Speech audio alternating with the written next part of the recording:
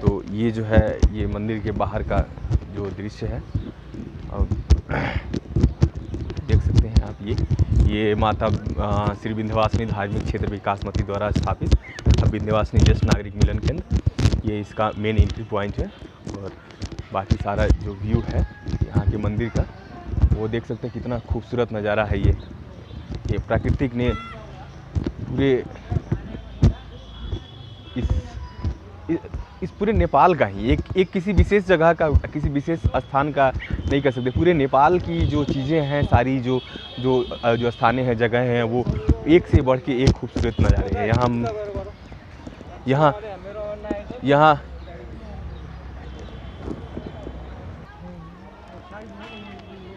तो ये यहाँ के बाहर का जो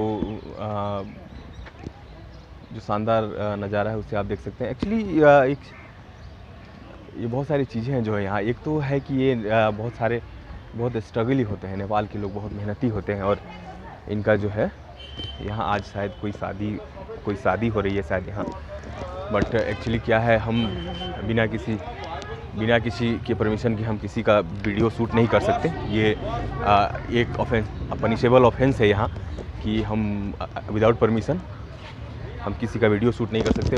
नहीं तो यहाँ एक बहुत अच्छा सांस्कृतिक कार्यक्रम हो रहा है तो मैं उसे दिखा सकता था आप लोगों को, लेकिन ये हम जा रहे हैं विंध्यवासिनी माँ के दरबार में, और ये सुंदर सा मनोहर दृश्य देख सकते हैं आप इस दरबार का।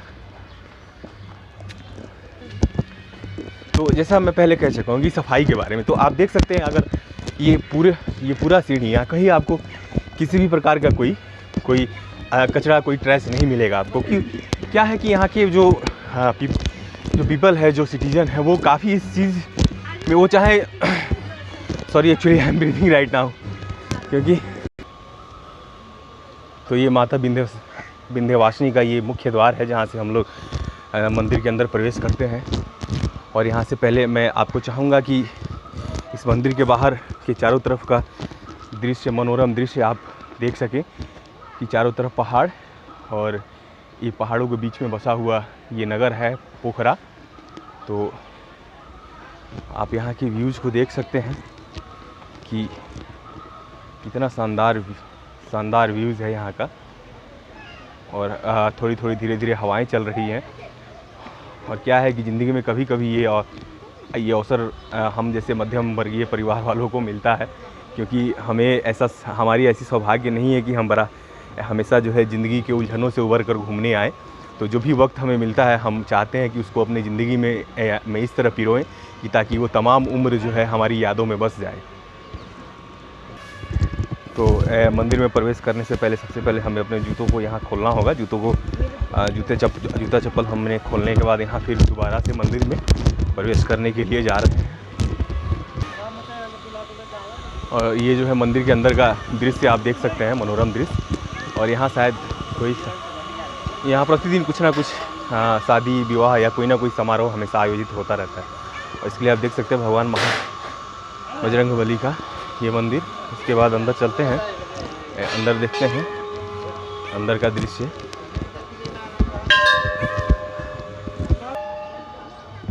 यहाँ एक दूसरा मंदिर, ये इन घंटों की ध्वनि को आप सुन सकते हैं जो हमें ये बताने के लिए इतना काफ़ी है कि हमें कभी भी सत्य के मार्ग से भटकना नहीं चाहिए। क्योंकि ज़िंदगी में मैं हमेशा से ही बस ये चीज़ें कहते आया हूँ कि ज़िंदगी में दो चीज़ें हमेशा हमें कभी नहीं भूलनी चाहिए, एक सत्य और दूसरा हमारी मृत्यु। क्योंकि ये दो चीज़ें हैं, अगर हम इन दो रास्तों से भटक गए तो फिर हमें वापस हमारी ज़िंदगी की पटरी पे लौटने के लिए कोई जगह नहीं है। हाँ, इसकी बहुत सारी अपवादें हैं। कुछ लोग कहते हैं कि जो गलत कर्म करने वाले हैं उनका तो कुछ नहीं होता, भगवान उनको कोई सज़ा नहीं देता, लेकिन ऐसा नहीं है, ऐसा बिल्कुल नहीं है।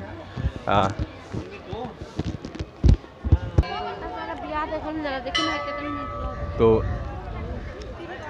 ये माता विंध्यवासिनी का मंदिर है, तो यहाँ पे कुछ समारोह आयोजित हो रहे हैं, शादियाँ हो रही हैं इसलिए। तो हाँ, मैं वही कह रहा था कि हमारे जो भी हैं, जो हमें कभी भी अपने सत्य के मार्ग से नहीं भटकना चाहिए, और सत्य बोलने में कभी संकोच भी नहीं करना चाहिए। क्योंकि सत्य ही एक चीज़ है कि अगर ज़िंदगी में आपने उतार लिया अपने प्रिंसिपल्स को, अपने सिद्धांतों को सत्य के रास्ते में, जो है सत्य के रास्ते से अगर आप भटक गए, दैट मीन्स कि आप जो है अपने सिद्धांतों से भटक गए। और हम एक बार अगर आप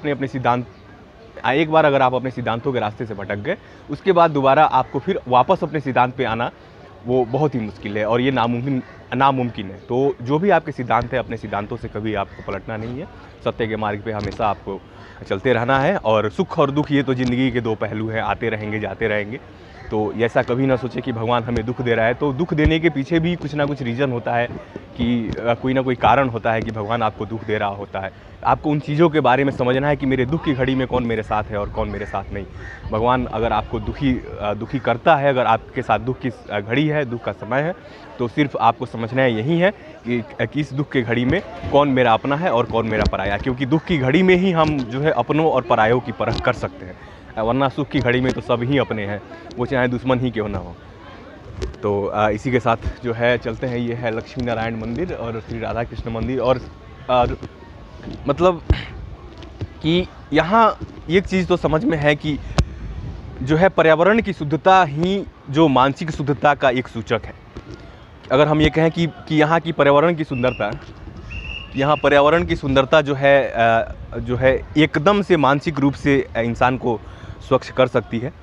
तो और अगर पर्यावरण दूषित हो तो दिमाग तो दूषित होना स्वाभाविक है, लाजिमी, इसमें कहीं दो मत नहीं है।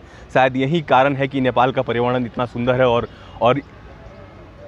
इस पर्यावरण के सुंदर होने का कारण ये है कि यहाँ के लोग इतने सुशील और सुंदर स्वभाव के होते हैं।